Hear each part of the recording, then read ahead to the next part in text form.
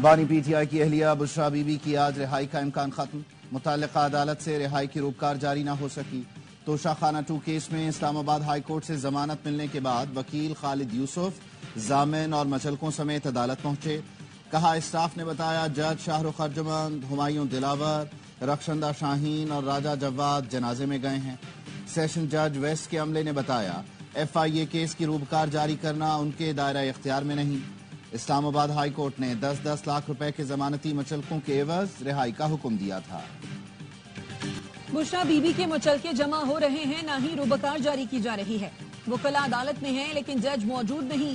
Opposition leader Omar Ayub کہتے ہیں قانون کی عملداری نہ ہو تو سرمایہ کاری بھی نہیں ہوتی۔ پاکستان اس وقت ترقی کرے گا جب آئین و قانون کی بالادستی ہوگی۔ بیرسٹر گوہر کا کہنا ہے بشرا بی بی کا توشہ خانہ سے دور دور تک تعلق نہیں، ان کی رہائی اب ہر صورت ہو جانی چاہیے۔ ہم سمجھتے ہیں 26ویں ترمیم ہی غیر آئینی ہے۔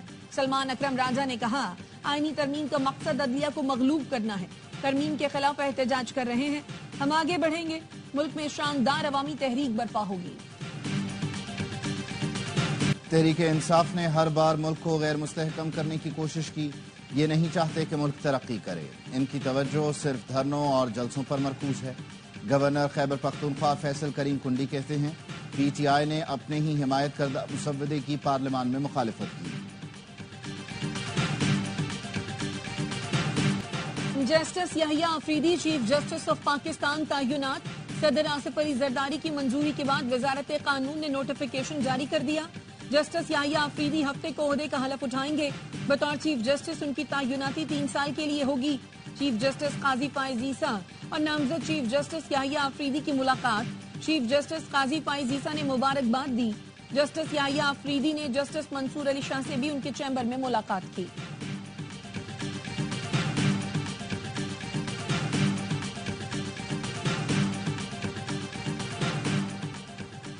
غیر آئینی ترامیم برقرار نہیں رہ سکتی، اس کے خاتمے کے لیے قوم کو بڑی قیمت ادا کرنا پڑے گی۔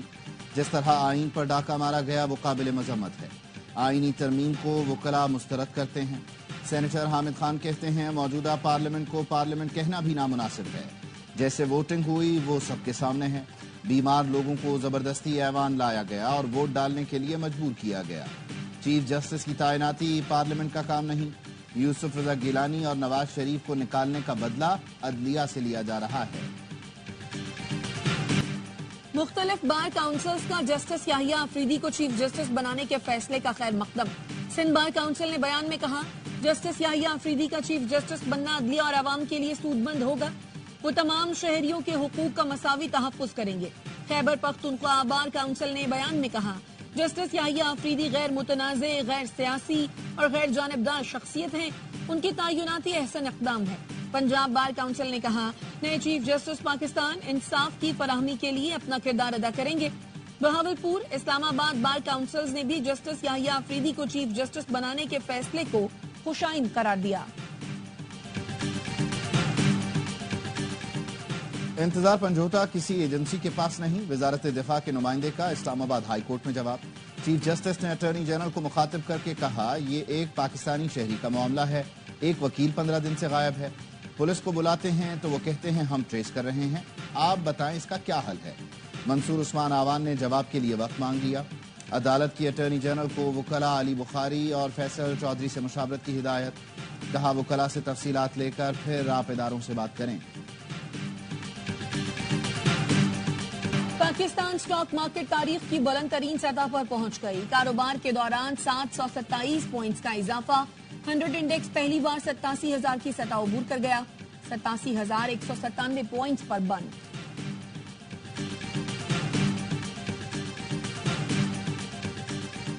ایم کیو ایم کی رکن قومی اسمبلی رانا انصار کا 23 سالہ بیٹا ٹریفک حادثے میں جاں بحق۔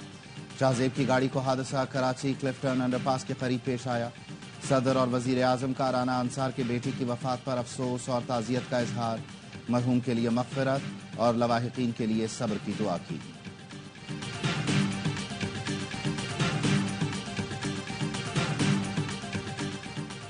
نجی گاڑیوں پر سرکاری نمبر پلیٹس اب نہیں چلیں گی۔ سندھ کے سینئر وزیر شرجیل میمن نے کریک ڈاؤن کی ہدایت جاری کر دی۔ کہا سرکاری نمبر پلیٹس لگانے والی گاڑیوں کو چیک کیا جائے، 1 जनवरी से गाड़ियों की रजिस्ट्रेशन और ट्रांसफर ऑनलाइन हो जाएगी।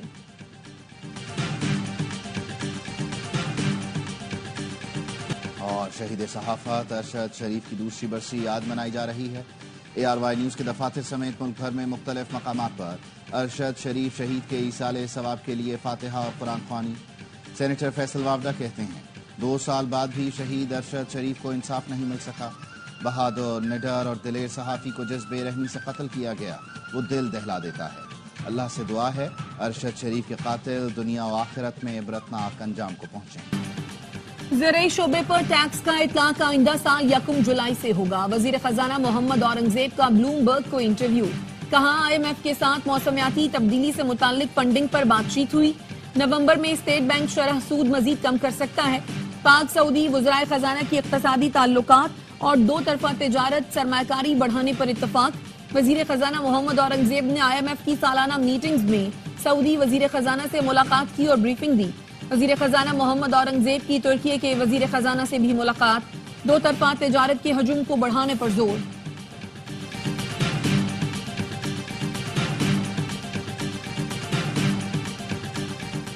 वजीर आला सिंध मुराद अली शाह ने कराची में टेक्सपो नुमाइश का इफ्तिताह कर दिया। मुराद अली शाह का कहना था आलमी सतह से 500 वफूद का नुमाइश में आना बहुत अच्छी बात है। पाकिस्तान मुआशी तरक्की के सफर पर गामजन है। हुकूमत सिंध बरामदात आसान और साजगार कारोबारी माहौल फराहम करने के लिए पुरअज़्म है।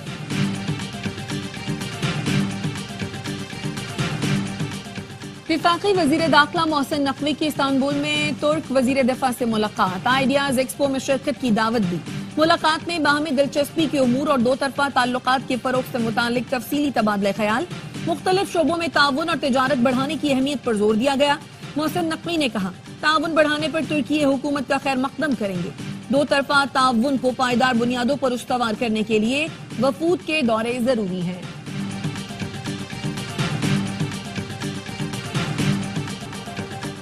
पाकिस्तान एयरफोर्स की फजाई मश्क इंडस शील्ड 2024। फजाई मश्क में तुर्क, सऊदी और मिस्री फजाइया समेत दीगर अहम मुल्कों की शिरकत। Army chief general Syed Asim Munir फजाई मश्क का मुशाहिदा करेंगे। इंडस शील्ड का मकसद मश्क में हिस्सा लेने वाले मुल्कों के दरमियान बाहमी ताउन बढ़ाना है, फौजी ताउन को मजबूत बनाना और स्ट्रेटेजिक शराकतदारी को फरोग देना है। फजाई मश्क इलाकाई सलामती के लिए पाकिस्तान के अज़्म को उजागर करती है। कराची में लुटेरों ने एक और जान ले ली। एहसनाबाद के करीब डकैती मुज़ाहमत पर फरहान नामी शख्स कत्ल। अहले खाना के मुताबिक फरहान की बेटी बीमार थी, वो माली मुश्किलात का शिकार था। बीवी के जेवर बेचकर 70 से 80 हज़ार रुपए लेकर आ रहा था। पुलिस को जाए वक़ुआ से फरहान का मोबाइल मिल गया। मजीद तफ्तीश जारी। रवां साल शहर कायद में डकैती मुज़ाहमत पर जान बहक अफराद की तादाद 104 हो गई। पेशावर की ज़रियाब कॉलोनी में घर से खातून और 2 बच्चों की लाशें मिली। पुलिस का कहना है खातून का शौहर बैरून मुल्क मुकीम है। वाक़े की तफ्तीश जारी है।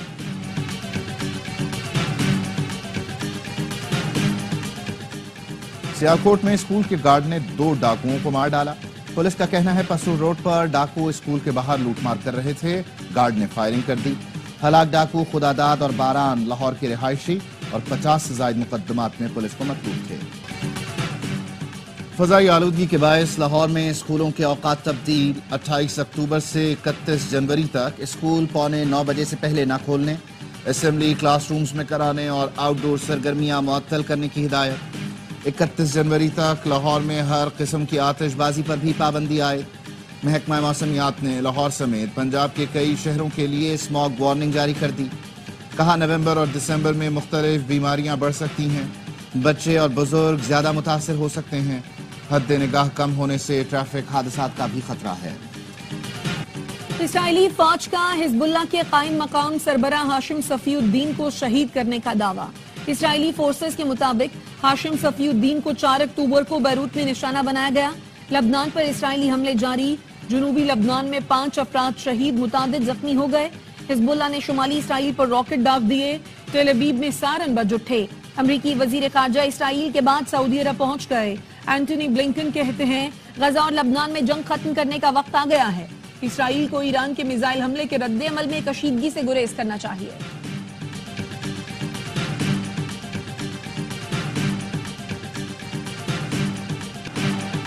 ہمیں کفن بھیج دو تاکہ پیاروں کو دفنا سکیں، مظلوم فلسطینیوں کی پکار۔ اسرائیلی فورسز نے شمالی غزہ میں قیامت برپا کر دی، ہر طرف لاشوں کے ڈھیر۔ 19 روز سے جاری محاصرے میں 500 سے زیادہ فلسطینی شہید ہوئے۔ اسرائیل کی انسانی حقوق تنظیم نے بھی مظالم کے خلاف آواز اٹھا دی، کہا اسرائیل شمالی غزہ میں نسل کشی کر رہا ہے اور دنیا کی توجہ کسی اور طرف مبذول کرائی جا رہی ہے۔ غزہ اور مغربی کنارے پر بھی وحشیانہ کارروائیاں جاری، 24 گھنٹے کے دوران درجنوں فلسطینی شہید کر دیے گئے۔ بیگم نصرت بھٹو کی 13ویں برسی، صدر مملکت آصف علی زرداری کا خراج عقیدت۔ کہا بیگم نصرت بھٹو نے آمر کے خلاف جمہوریت کی بحالی کے لیے طویل جدوجہد کی، مشکل دور میں پیپلز پارٹی کو قیادت فراہم کی۔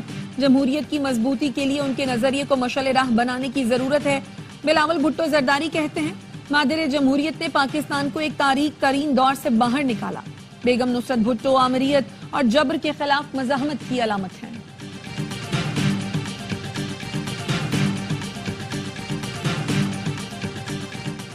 انگلینڈ کے خلاف تیسرے اور فیصلہ کن ٹیسٹ کے لیے قومی ٹیم کا اعلان۔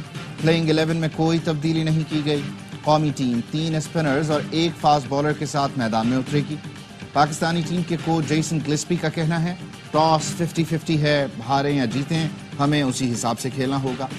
انگلش کپتان بین سٹوکس کہتے ہیں پچ اچھی لگ رہی ہے لیکن یہ تبدیل ہوگی۔ پاک انگلینڈ تیسرا ٹیسٹ کل سے راولپنڈی میں شروع ہوگا۔ My prediction is England, obviously. I was a little bit pleased that Pakistan won the second test because actually it just means Rawalpindi being the decider. It's just going to be a very exciting game. میری پیش گوئی ہے England تیسرا test match جیتے گا۔ پاکستان میں برطانوی high commissioner Jane Marriott کی ARY news سے گفتگو۔ کہا پاکستان کے دوسرا ٹیسٹ جیتنے پر خوشی ہوئی جس سے سیریز میں جان پڑ گئی۔ پسندیدہ پاکستانی کرکٹر کا نام نہیں بتاؤں گی ورنہ لوگ برا مان جائیں گے۔ کرکٹ پاک انگلینڈ تعلقات کے لیے اہم ہے، چاہتی ہوں باہمی تجارت مزید فروغ پائے۔ ایمرجنگ T20 ایشیا کپ میں پاکستان شاہینز کا متحدہ عرب امارات سے مقابلہ۔ پاکستان شاہینز کی ٹاس جیت کر پہلے بیٹنگ، شاہینز میچ جیت کر سیمی فائنل میں جگہ بنا سکتے ہیں۔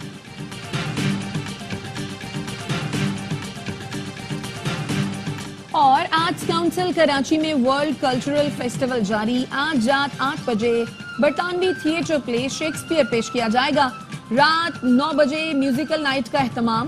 گزشتہ روز روسی تھیٹر پلے روڈ پیش کیا گیا جسے شائقین نے خوب سراہا۔